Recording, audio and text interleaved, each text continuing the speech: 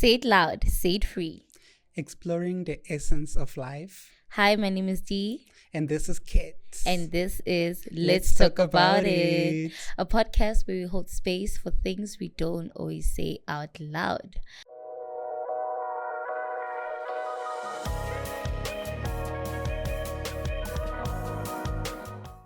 Today's episode is about the weight of becoming. Today, we focus more on reclaiming ourselves. Becoming isn't always exciting. Sometimes it's exhausting. It requires a lot of letting go of people, places, and environments. In our last episode, Kat and I opened up about how we had to drop out of school because we just didn't see ourselves in it. Sometimes growth isn't rosy. Letting go of what you used to know, and stepping into uncertainty. We're here to tell you that it's okay to not be okay. So the chicken question for today is, what is the toughest pill you had to swallow? I'll go first. The toughest pill I had to swallow is that showing up for other people has always come easy for me. I am a recovering people pleaser. Mm-hmm. I'm used to just showing up for everyone else. I mean, I'm the firstborn, I'm a daughter, I'm a granddaughter, I'm a friend. And I just learned that in order for me to be loved, okay, this is deep, I needed to do something. I needed to show up more. I needed to give more. And I mean, when you grow up as the oldest and you have like younger siblings coming after you, your parents will think, Dino was okay, she's not strong. But now that I'm stepping into growth and becoming, I realized that I needed to be more absent in other people's lives to be present in mine. And that has been the hardest thing I have ever had to do, because now I have to just show up with so much weight of what it means to show up for myself and who I'm becoming. And that is not rosy. It's exhausting. But I'm learning that it's just what I need, in order for this growth process. How about you, Kat? Wow, that was so deep. I know. Now, in my experience, I found that growing up, I was very protected and shielded from the outside world. Mm-hmm. I wasn't exposed to all of the bad things happening out there. And so I had this belief that the world is, black or white. Yeah. Like things happen like according to the law, people follow the law. I didn't think that there was a lot of so much chaos as it is out here. And once I was now ready to go out into real life, my life coach, Gloria Brown, sat down with me and she was like, "Child, I won't lie to you. You better grow up and realize that reality is harsh. And if you go out there with a very naive and innocent heart, you will get corrupted and broken." And she didn't say to me that I must lose who I am, but she said that I have to strengthen myself. And it came through a lot of hard work. So, yeah. It's very heavy. I mean, we will be convinced that you need to follow a certain formula, right? That, no, this is what you need to do. And when you step out and you meet that gray area and you see how chaotic it can get if you're not grounded in who you are and who you want to become. It can be shattering. Yeah. And you can also lose yourself in the whole process. My question to you is the difference between purpose and pressure. How do you know that you're operating from a place of purpose and not pressure? Firstly, let's define what exactly is purpose.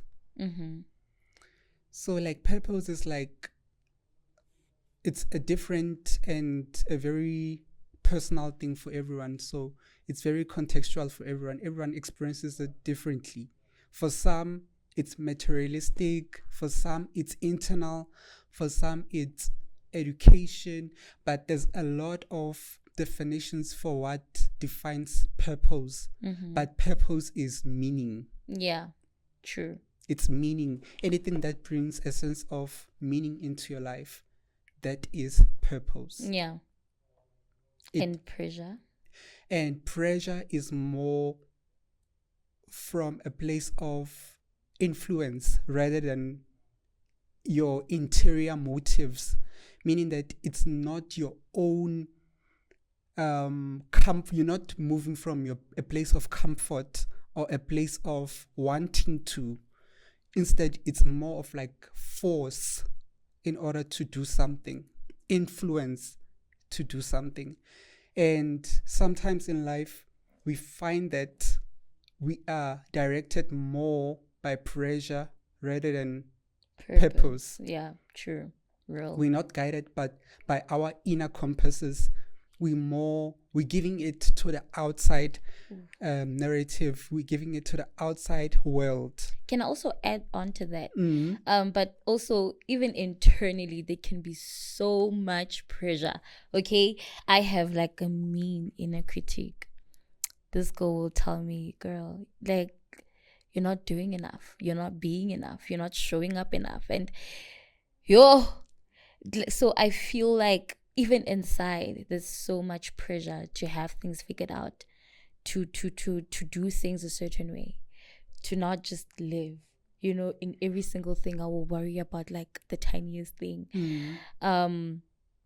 Yeah. But how do you know that you are operating from a place of purpose and not pressure? One thing for sure, acting from a place of pressure, you will feel forced. It won't feel natural. It's like, for example, working in a place where you're working more for the salary or for the benefits more than you actually loving what you are doing. Yeah.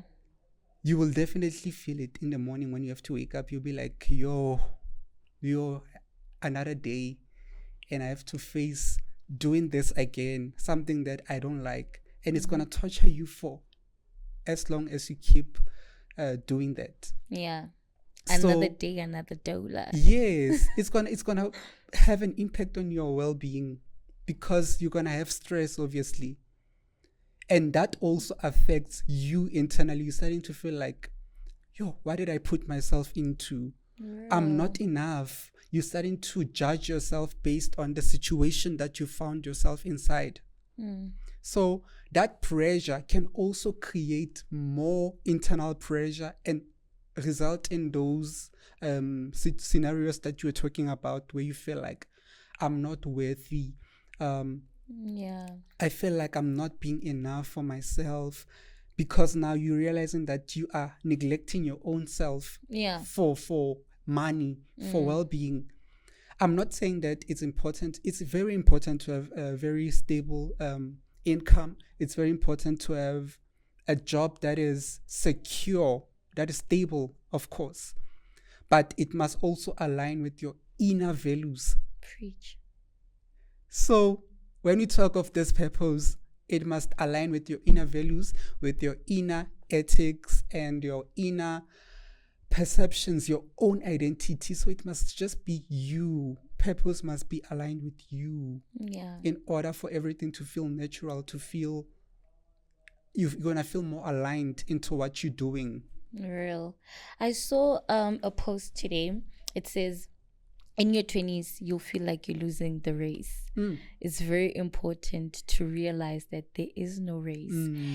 And I sit in that and I'm like, that's me, like, all the time. I'm just like, oh my gosh, you know, I don't have things figured out, you know. And as much as you are saying that it's all about being aligned, you know, but I think I also get to a point where even though I'm aligned, I just want to like rush the process, or like I want to be there, but I'm also learning to just enjoy the journey. You said something about yesterday, you said something about how becoming isn't a destination and it's a journey, and I wanted to ask you that, then how do you make the journey more bearable? Okay, not bearable, but how do you make the journey like enjoyable for you? Like, what do you do in your day-to-day that make you feel like you're getting there, and you're enjoying the journey?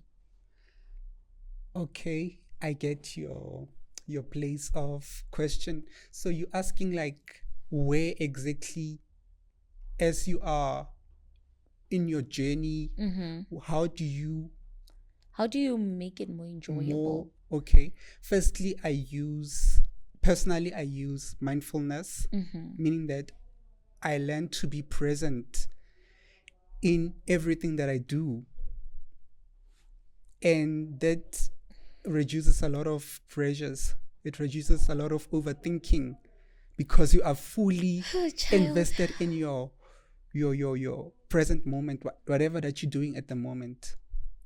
So whatever that you encounter in your journey within your 20s, you encounter it as an experience that you have to integrate, that you have to build and learn upon, and it consolidates into you. So you see everything as a learning milestone, not as a problem. You see things as challenges, things that you have to conquer. You have you don't see things negatively, because the negative eye is also another contributing thing to making everything feel heavy, and you just feel like, oh, adulting. It's too overwhelming. But it is. I know, right? And mindfulness is exactly where it becomes easier to deal with that discomfort, because you're able to be like, these are my emotions. Yeah. This is not me. Okay. Yes. This is my emotion, but it's not me. Yes. Okay. My running coach, I have a running like app that I use, and I always download like a running coach that would just be coaching me while I'm running. And she always says, remember that you have thoughts. You aren't your thoughts. And yes, that's good. That's a good one. So it's all about perspective then. Yes. Okay. Definitely. The cost of change. Change almost always asks for payment before it gives you rewards. What's the most surprising emotional cost you've experienced with growth? Can you repeat your question again? What's the most surprising emotional cost you've experienced with growth? I'll go first. Okay. An emotional cost was having anxiety. And I think also it has been like, just when you're growing, right? You're adapting to like situations, things happening, and you see that life falls apart a lot of times, and you just need to like learn to stay grounded in that. But because like you're young and you just stepped into this, for me, I think I just lost hope for good things, all the time. I'm always thinking, what if it doesn't work out? What if I'm just always thinking about like the negative. I'm always assuming the worst of situations, that even when something good happens, it's hard to just kind of like sit with it and receive it, because now my nervous system is so used to everything just falling apart, like being disappointed. And growth comes with a lot of like losing so much that if you're scared to just hold on, because you feel like holding on is kind of hard, so you move through life with this anxiety. You're always thinking, oh, what if it goes bad? What if it doesn't work out? And that is the emotional cost. Okay. I'm joking. What about you? For me, it was emptiness. A very painful emotion to embody, indeed. For years, I had this emotion of emptiness because I failed or I wasn't able to integrate.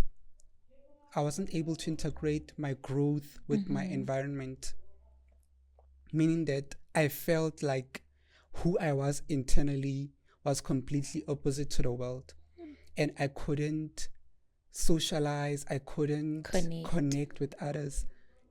And hence I fell into that sense of despair and feeling like everything's just heavy. And I feel like I'm growing mentally, I'm growing in myself. I feel more anchored, but I don't feel a sense of connection. So for me, it was more of a matter of connection. Deep. That's so deep.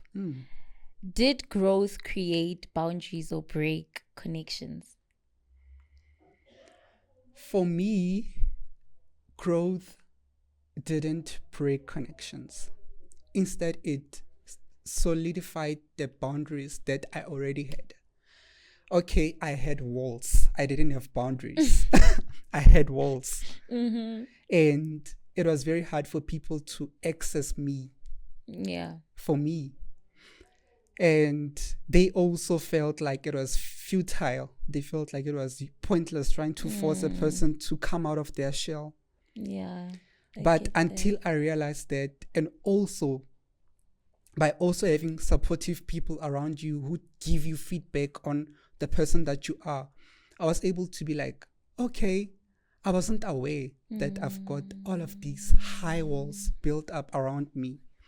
And I then lowered the walls. And I still kept the boundaries in place because, yes, you still have to get the boundaries in place. Boundaries will save your life. Because you can't have time for everyone. You can't have time for everything around you. You also have to have time for yourself. Yeah. So I just had to learn to have a good balance of time for myself and time for the people around me. And I found that I connected with almost everyone from my life. Almost everyone. I had the time for people because I've got people everywhere in South Africa. So I had to now reconnect with all of those people. And it felt tedious at first. Too much work trying to reconnect with people that you had disconnected from. But once I'd done all of that, I felt more a sense of belonging. Okay. I felt like a part of a community. I felt like I was part of the world. I no longer felt the crushing emptiness that I once felt, being alone. I love that.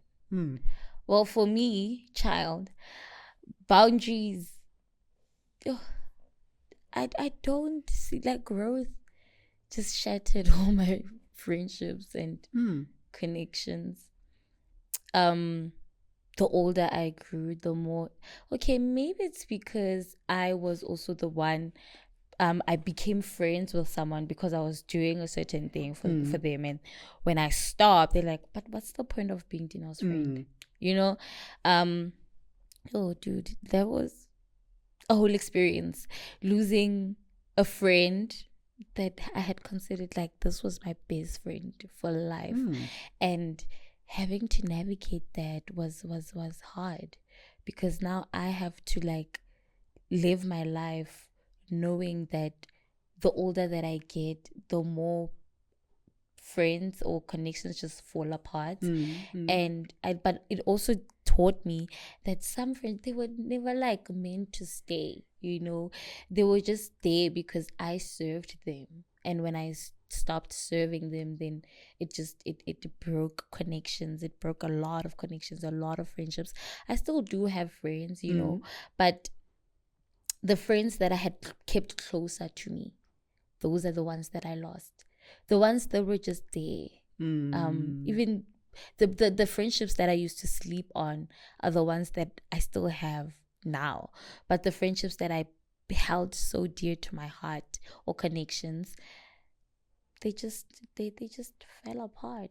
And oh my gosh, that was hard to navigate. But I mean, Wow. we're here, you know. But also one thing that I want to teach you is that, yes, some friendships will eventually come to an end. Not everything's meant to last forever. Of course. And some, they will only sustain you up to a certain point, meaning that after that point, they will be done serving their purpose in your life. Now it means it's time to move on to something new. But don't burn bridges.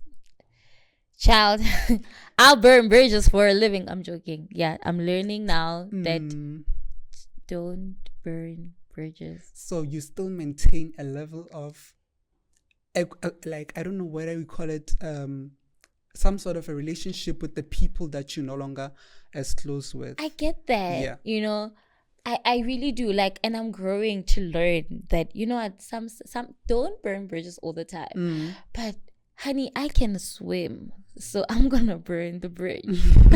I will burn that bridge. But yeah, I realize that sometimes it's really not necessary to burn a bridge. But sometimes I really do feel like it's very necessary to just block people and just block them everywhere. And just, it's a pity you can't block someone in real life. Well, it's a pity. But it's actually I'm possible. learning to right. I'm learning to just build the bridge, you know, not have like hard feelings or like with people and whatever. But yeah, some people knew the version of me that they used to walk all over, you know. So I need to show them that no, I'm not naive. Like you said, that when you show up as a naive person, people will take advantage of you. And sometimes it's not even that you're naive. You're just free-spirited and all of that, and people think, no, she does not have a bone in her, you know, that can fight back or anything like that. And with those kind of people, I feel like I need to know that you're not near me. So I think what's also important now that you're mentioning that, because sometimes you may not be aware when you may think I'm just a social butterfly. Yeah. Everyone likes me. I'm a happy person. But sometimes it's the lack of awareness that leads to that. So you need to have a bit more awareness of yourself and your surroundings to know that, no, man, right now, these people are taking advantage of me. Yes. It's no longer love. Yes. It's no longer care. Have you ever outgrown someone you still love? I'll go first. Yes, I have. And I've learned that you can love someone from a distance, you know. Love does not mean access. There's a lot of people that I still think that they deserve whatever that they want and their desires. I'll never like wish bad or ill upon them. But outgrowing someone that you love, when you have to walk away from like friendships that you feel like, oh man, I just want to hold on to this, you know. And ay man, okay, se foste motho re be mokgotso wa bo, and okay, se foste motho a show up the way wena batlang a show up ka teng bophelong ba hao. So sometimes it does require that you just let go and outgrow that person. You know, so outgrowing people is kind of hard now, because now you have to be the one to like decide for yourself, like, are you growing or are you staying with this person? Because some people will want to see the old you all the time. They don't want to see that you've changed. They don't want you. They've put you in this box and they're like, Dineo doesn't have boundaries. Dineo is this. And now when you show up and you have boundaries, they're like, oh, you changed. and you didn't change, you know. You just grew some feathers. Now you're flying. So yeah. What about you? I found that mostly with people that were unstable, people that were chaotic in my life, I would immediately cut off. And it even involved my own family at some point. Ooh, deep. But I'm not saying that they were chaotic, but just I felt that they were being too pessimistic and they were just holding me back. Because I find that being around people who are always complaining, people who are always not looking for solutions, people who are always blaming instead of working out stuff, it kind of holds you back. It does, and it drains your energy. And as a person who was like, this is not worth my energy, I built a very tall wall. Yeah. And the thing is about like building these walls, we don't recommend, because now you can't come out. No one can come in hard. And you also can't come out because you're feeling like, oh my gosh, this is how I protect myself. How has growth affected the way you show up? Can I go first? You can. For me, child, oh my gosh, being absent in other people's lives and being present in mine,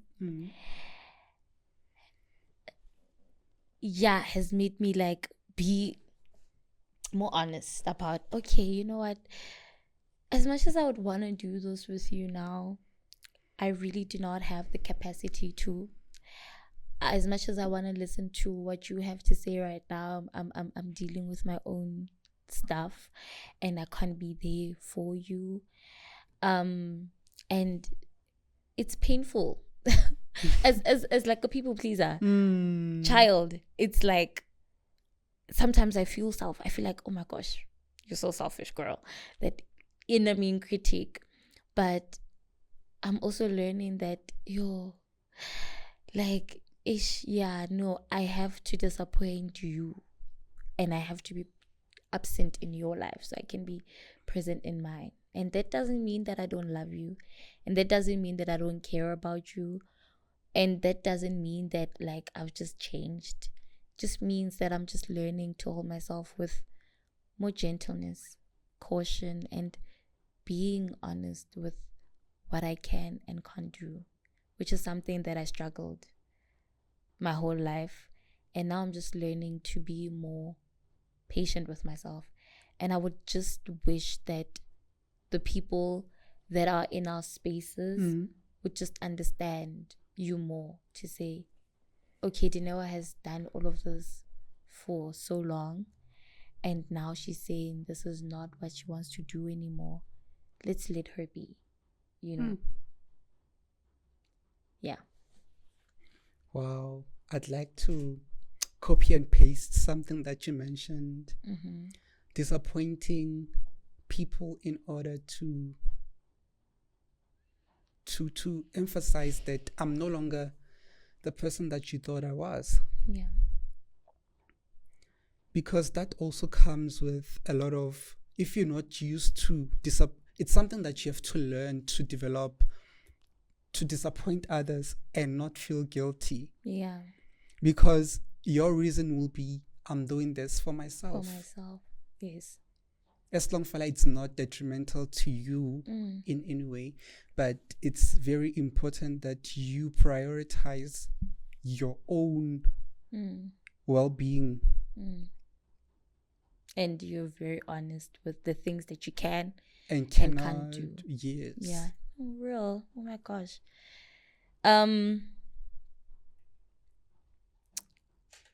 How do you grieve relationships without regretting your growth? With relationships, I don't really grieve them. I tend to, I've learned that acceptance is more important than to grieve. Yes, it can hurt, but acknowledgement and also feeling, reminding myself that this was the reason that this relationship had to end. It gives me a sense of comfort, knowing that if I had stayed any longer within this relationship, it would have been very negative for me. Yeah. So it's a very good reminder to acknowledge it and yes, it depends on you as a person. I guess, okay, whether how you process things. I don't grieve things to the point of crying, but I know people who can cry over relationships because I see relationships as not as something that I fully own on my own. Yeah. It's a two-way street. Yes. I guess. Yes. So if like there was a severing of the connection and it means that the relationship can no longer continue, I had to acknowledge it. Same with losing a person in terms of like when they pass on. Yes, you grieve. You can grieve the fact that they're no longer there. But at some point you have to acknowledge that it has happened. It has happened. Yeah. And the main thing is, what is the main step moving forward from here? Yeah. I think for me, what you did say, that when friendships do fall apart, or like not friendships, but like just connections in general, when they do like fall apart, I've learned to just be okay with Kat and I are no longer friends, but we're not enemies, right?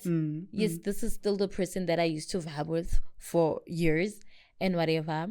But also like kind of understand that, okay, this person is where they are and I'm where I am, and it's okay, you know? Because if I had to like sit there and be like, oh my gosh, what do you mean I can't be friends with Kat anymore? And that would mean now I will pull myself out of whatever that I, you know. And that's where the self-pitying behavior Yes. starts, where the person starts to be like, oh, it seems like I cannot hold any friends. I can't seem to hold any relationships. Oh, and then they start self-pitying and self-blaming. And that's where the negative emotions come from, where you start feeling depressed, you start feeling anxious, just over losing someone. Yeah. Because you thought it was everything to you. The relationship was like everything to you. Oh, I used to be like that, okay? I'm laughing because Kat hates people that self-pity. Yo! Like, my darling, this is not the time to be self-pitying, okay? No. This is the time to pick yourself up. Definitely. I'm like, what, Chomi? No. Yeah, I hear you. I used to be a person that cho ke tletsa batho lefatshe la ka kaofela ba tseba keng, and then motho na le bophelo ba hae, nna ke ntho e nngwe le nngwe ke batla ho e etsa. I think that's why also I needed to let go of the relationships and the friendships and everything, you know, because I was just holding on to like, oh, this friend of mine, at this relationship, you know. I was in a long-term relationship. And I remember how I used to make this person the center of my universe. Shame. Poor guy. Video TikTok about the reason why the relationships are not this last. Definitely. Definitely. And well, that is so real, because I made like even my friends, even this long-term friend of mine, she Lena, I'm sure relax, girl. You become you used to become too attached, and you would think, and clingy, yeah, and no, we should be doing this together. I know. And even when the friendship fell apart, I was still in a relationship with the guy, and yeah, so I just attached my whole self to this guy. Yo, Batong. Yo, Sana, when it ended, you will suffer. But I'm glad it did. Like, oh my gosh, I am grateful that the friendships, the relationships, I'm glad that it fell apart. And because I needed that. I really needed myself. I needed myself back because I just lost myself in people and in things and in environments. So, yeah. I feel like you've got a very first-hand experience of how it feels to fully give yourself to someone and prioritize them over yourself. And I feel like you learned from a direct experience, and I haven't learned from that. Instead, I already had these defense mechanisms in place to be like, no, I won't let someone treat me like that. Yeah. So both of these, even me learning from you, it's also like a valuable lesson for me. Like, next time you feel like, manje, you prioritizing this person more than yourself, it's definitely a dangerous situation. Yeah, there. I don't like regret anything I did out of love or for love. But it's just something I'll never do. Okay, like I just cannot. I think I needed to like get burned. You know, so and everyone always says, when you're the type, you're so curious, you're the type of person that will want to touch it so you can know this thing, it burns. Which is why it was good for you. Yeah, of course. Why it was good for you. Of course. And yeah, I don't think that I'll ever put myself in yes, it's hard to show up for myself. But I don't think, but oh my gosh, I am yappering now. What I'm trying to say is, the only relationship that's permanent in my life is the relationship that I have with myself. Indeed. So as much as it's hard to show up for myself, sometimes I'm learning to just do it and not be doing it for everyone else and not me, you know. So, and let me give you a word of advice. Since you already are aware of what you are lacking in, and you are working towards that, you're so young, right? And eventually you'll reach your goal. Of course. And it's gonna feel way better. It's gonna feel so peaceful once you get to that point where you're like, I'm fully embodying myself and who I am, and I know who I am, and this is the person who I will love and be with for my whole life. Stop. Thank you, Jimmy. Thank you. I appreciate you a lot. The art of change in perspective is learning how to look again on purpose. It's the quiet skill of stepping back from a moment and asking, what else could this mean? Instead of reacting from habit, pain, or fear, you tilt the frame just enough to see a wider picture. Suddenly, what felt like a failure becomes feedback. What looked like rejection becomes redirection.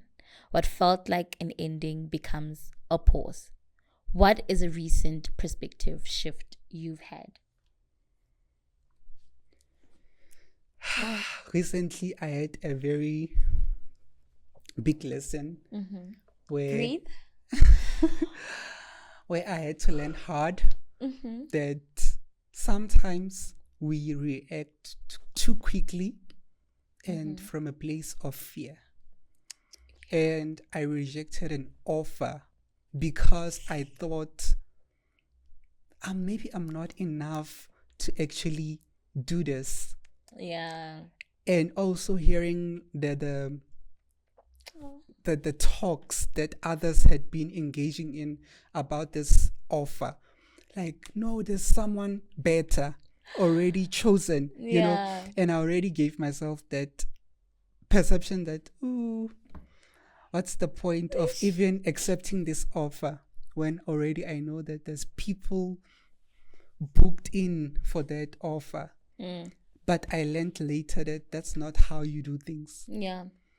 And that was a wake-up call for me, because now I lost an opportunity. I lost an opportunity that you could have potentially bagged. Yes. But one thing that I'm glad is that I became aware and I didn't beat up myself within that moment. I was like, wow, this was a very big lesson for me, and I won't allow it to happen again. That's the most important thing for me. I just said it won't happen again. I'm proud of you. Thank you. I'm so proud of you. I'm proud that you are learning with every step that you're taking, and you don't just let yourself to be defeated, you know, and you're able to just pick yourself up. And that has also been very inspiring, to just grow so close to someone that is just always, Ket, like, he puts in the work, and he's always just, I'm busy with this, I'm busy with that. And it's just, being friends with you has been very transformational, man. Aww. Because he's also like, no, you can't pity yourself. No, you can't do this. I'm just like, you're not my dad. But it's nice to just experience and have like a front seat of the person that you are. Thank you so much, friend. Thank you. For me, a perspective shift that I had is that for me to get the things that I want, I need to fight harder, show up more, and prove to myself, not other people, prove to myself that I am actually competent. Like, I can actually do it. It's in me. No, this is what I want. This is what I'm gonna get, and I'm not gonna stop until I get it. Because I think also the problem was,